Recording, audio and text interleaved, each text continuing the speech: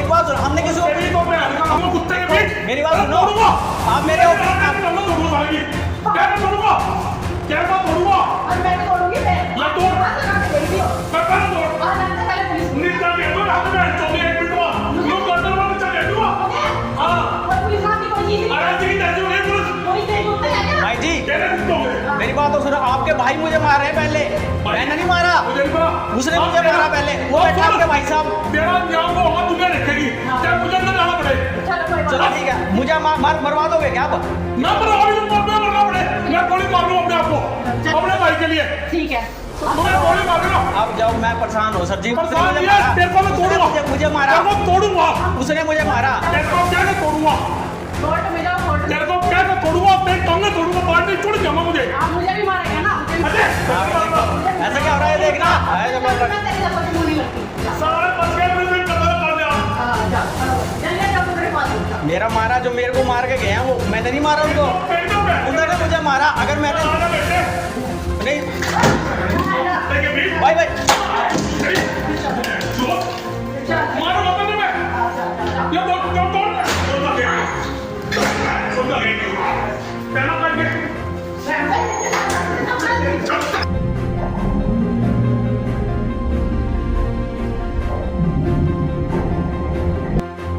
नमस्कार, मैं अंतिम प्रजापति। आप देख रहे हैं H402 सिटी न्यूज। जैसा कि आप देख सकते हैं, फिलहाल मैं एक कंप्यूटर सेंटर में हूँ जो कि जगाधरी बस स्टैंड के पास है, जो कि sunrise institute of computer education के नाम से जाना जाता है।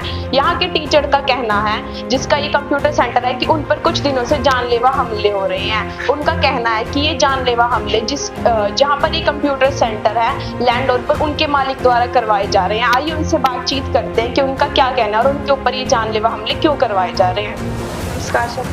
हाँ जी मैम बोलिए। आपका नाम?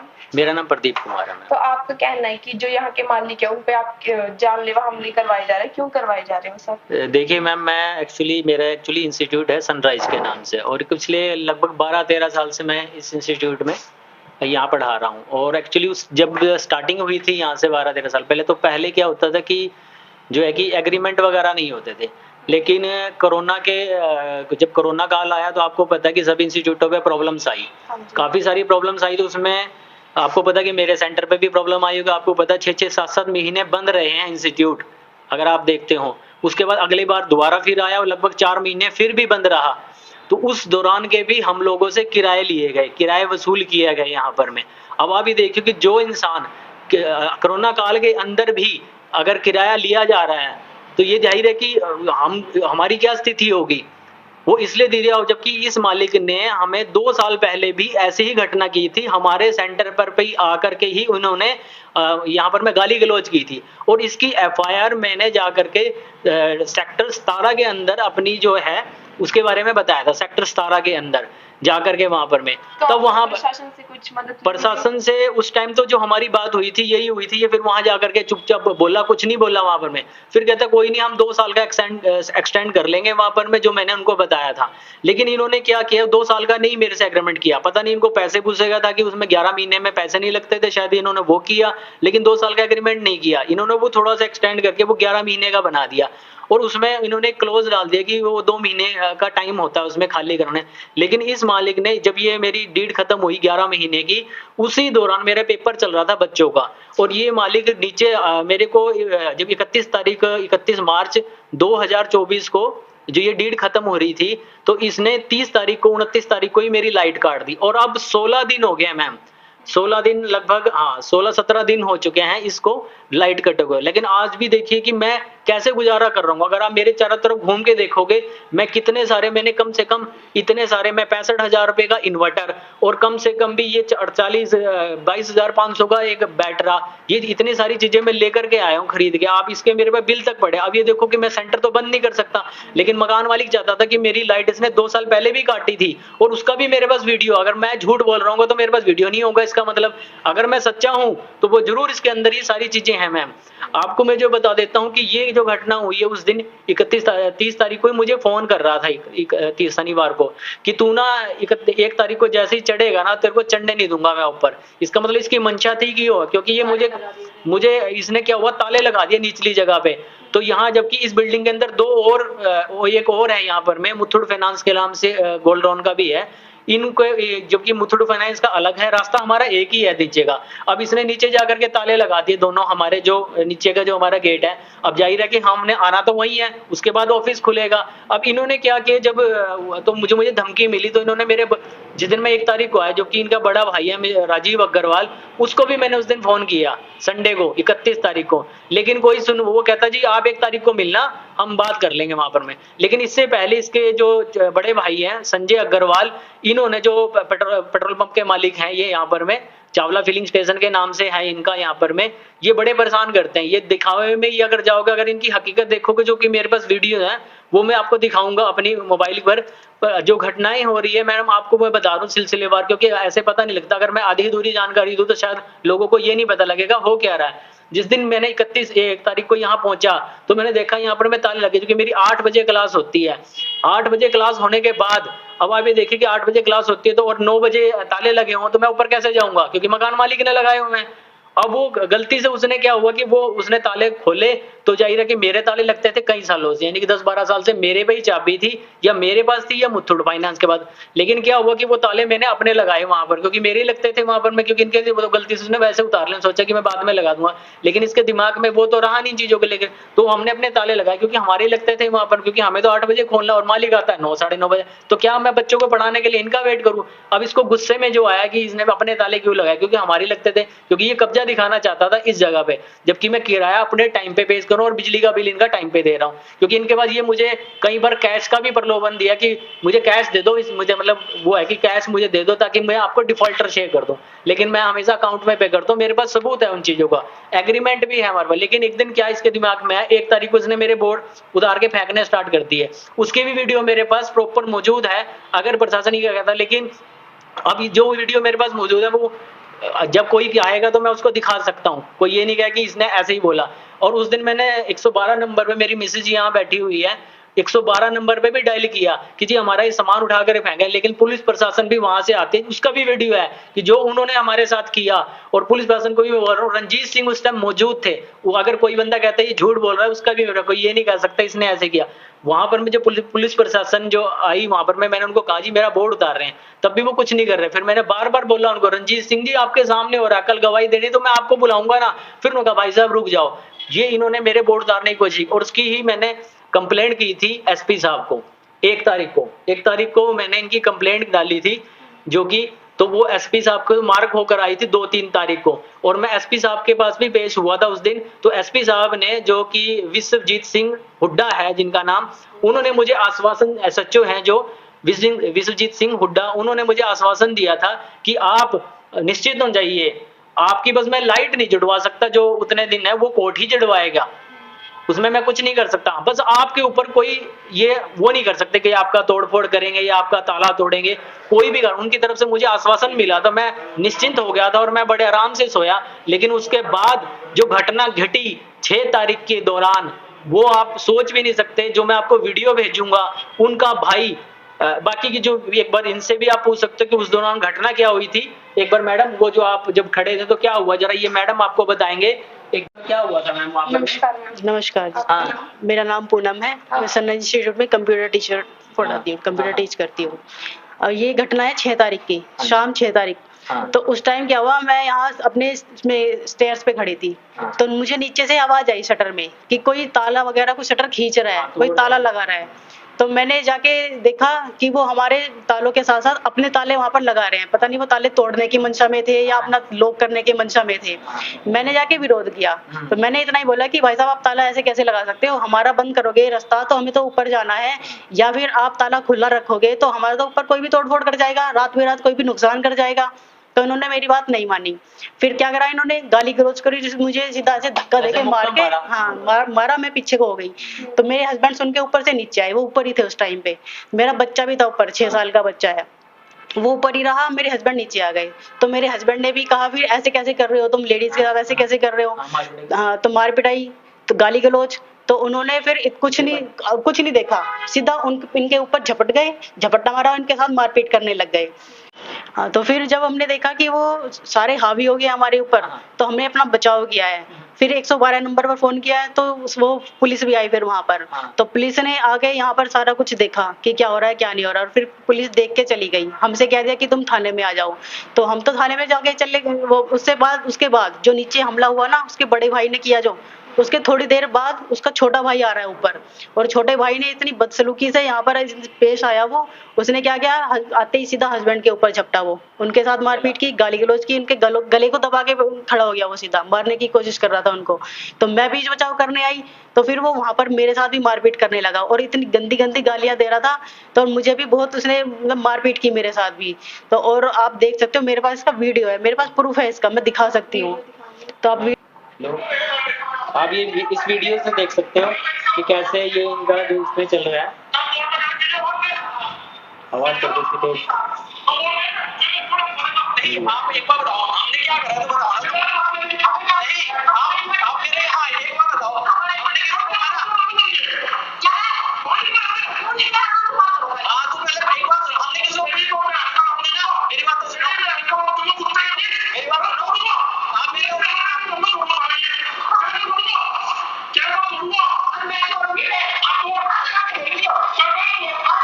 आगे फिर जब इन्होंने हमारे साथ मारपीट करी, तो हम यहाँ फिर पुलिस आ गई थी। पुलिस के साथ फिर हम थाने में चले गए थे, और वहां पर जाके हम क्या देखते हैं कि ये हमारे से पहले अपनी MLR बनवा के ला रहे हैं, और हम बाद में गए हैं वहां पर अपनी MLR कटवाने। तो उसके बाद यहाँ पर अपनी रिपोर्ट करवाने चले गए थे हम। उसके बाद फिर हम जब दोबारा थाने में जाते हैं, तो वहां पर पुलिस वाले क्या बोलते हैं, वो उनके ही पक्ष ले रहे हैं सारे के सारे पुलिस वाले। वो कह रहे हैं कि तुमने मारपीट किया, हमारी कोई नहीं सुन रहा। मेरा मुद्दा कोई नहीं उठा रहा कि मुझे किसने मारा पिटाया, क्या कर रहा है मेरे साथ। मेरा मुद्दा कोई नहीं उठा रहा पुलिस वाला, सब इन्हीं की सुन रहे हैं। पता नहीं इतना क्यों इनसे दब रहे हैं, इतना क्यों सुन रहे हैं इनकी, मेरी कोई नहीं सुन रहा है। नहीं सर, बिल्कुल भी सुनवाई नहीं हो पा रही मेरी। हम थाने में चले गए, 3 बार चले गए हैं, लेकिन कोई सुनवाई नहीं हो रही। एक्चुअली सर, सुनवाई क्यों नहीं हो रही, इसका सबसे बड़ा कारण क्या है कि जो राजीव अग्रवाल और संजय अग्रवाल है ना, ये यहाँ के बहुत बड़े, एक्चुअली आपको भी पता है कि जिसके पास बहुत सारा पैसा है, उसमें हमारी बात दब जाएगी, क्योंकि हम लोग इतने ज्यादा पैसे वाले नहीं है। क्योंकि एक नॉर्मल से इंसान है, मैं एक नॉर्मल इंसान हूँ, क्योंकि टीचर है, और टीचर आपको ही पता है कि ज्ञान देता है लोगों को, एक नॉर्मल सी बात है, क्योंकि एक सोशल वर्क ही है। आजकल आपको ही पता है कि कितने सारे स्टूडेंट, मैं 22 साल से काम कर रहा हूँ मार्केट के अंदर, और आपने देखा होगा आज तक मेरा किसी के साथ कोई हाथापाई नहीं हुई आज तक, ना मैंने किसी को मारा, और ना मेरा कोई पुलिस केस है आज तक। अब अभी देखिए, अगर मेरे अंदर ऐसे ही कुछ होता मार पिटाई के, तो लोगों को तो मेरे तो थानों के अंदर केस बने होते हैं, वो आप जाकर के निकालो, मैं तो कभी आज तक गया नहीं। लेकिन कोई अगर मेरी मिसेज के ऊपर हाथ उठा रहा है और मैं इसकी भी रक्षा नहीं कर सकता, तो मैं किसकी रक्षा करूंगा आज के टाइम में, जब हम अपनी बहन बेटियों की रक्षा नहीं कर सकते।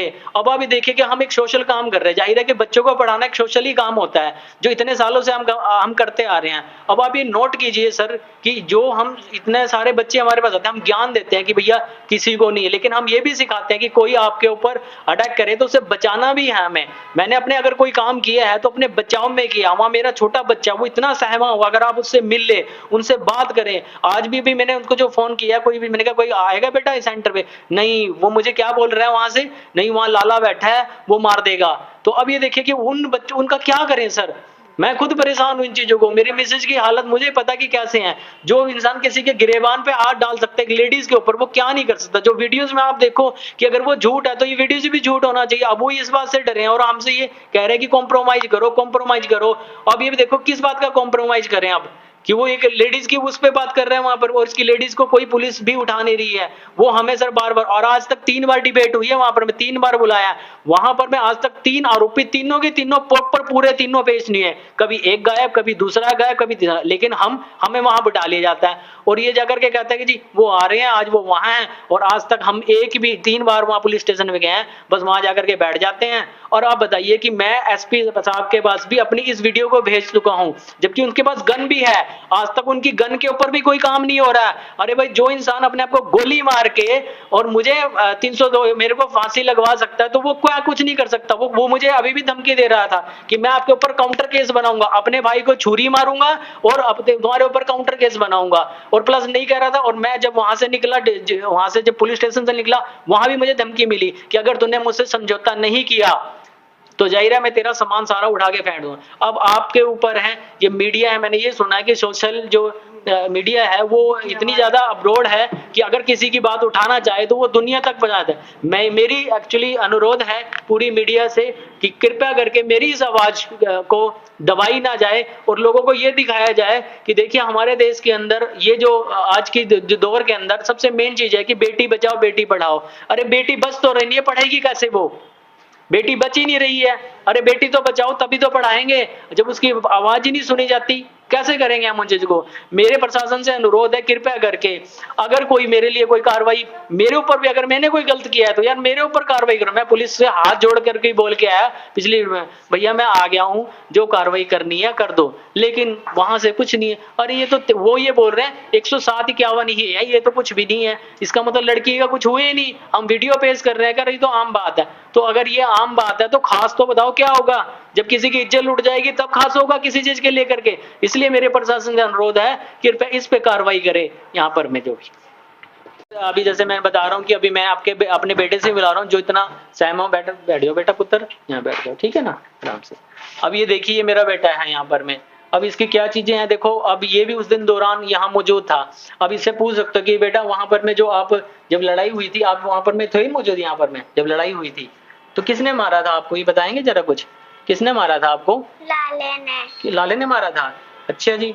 तो आप इससे सर सवाल पूछ सकते हो, शायद मैं इससे कुछ पूछ रहा हूँ तो आप वहाँ की घटना को पूछ सकते हो कि कैसे ये भी यहीं पर ही था, इसको कोई धमका भी रहा था, जो चीजें हैं वो इनसे आप बात कर। कभी सोच रहे हो कि मैंने कहा ये बच्चा आज स्कूल भी जाते हुए डरता है और इतने ज्यादा अभी भी आ नहीं रहा था।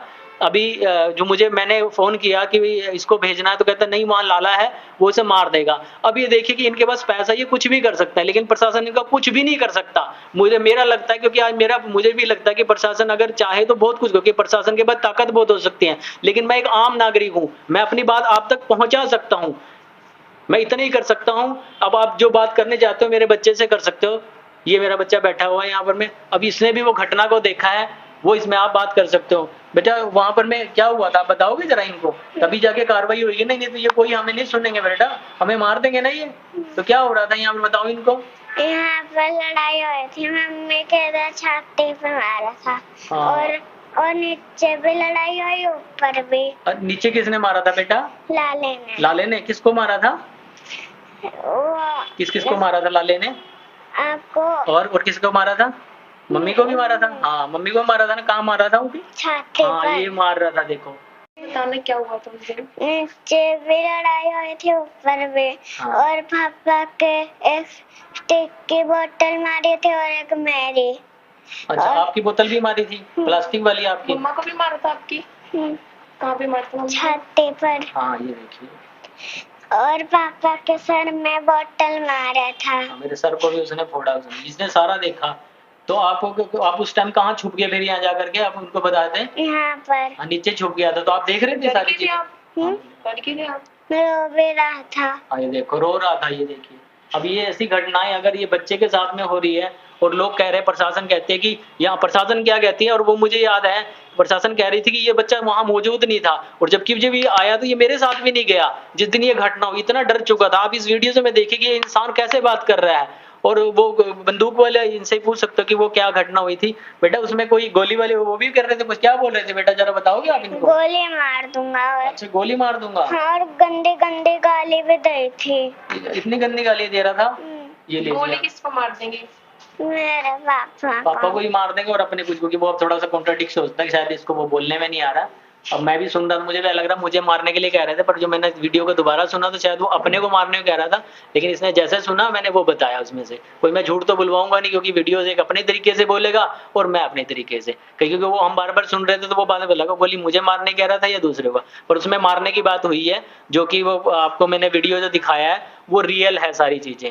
और वो अब ये दिखाने की कोशिश कर रहे हैं कि आप मारने आए हो नीचे, मतलब उसको वो काउंटर केस बनाने की कोशिश। हाँ बिल्कुल बिल्कुल, इसने जो है इसमें ये बात भी बोली गई कि मैं आपको छोड़ूंगा नहीं और जान से मार दूंगा, मैं तेरी टांग तोड़ दूंगा। और यहाँ तक कि एक चीज और थी, ये तो बाद में थी, उसने तो ऐसे ऐसे वर्ड बोले हैं कि भैया मैं कोई पुलिस कोई कोर्ट मेरा कोई कुछ नहीं करता, मैं हर चीज खरीद सकता हूँ, मेरे पास इतना पैसा है।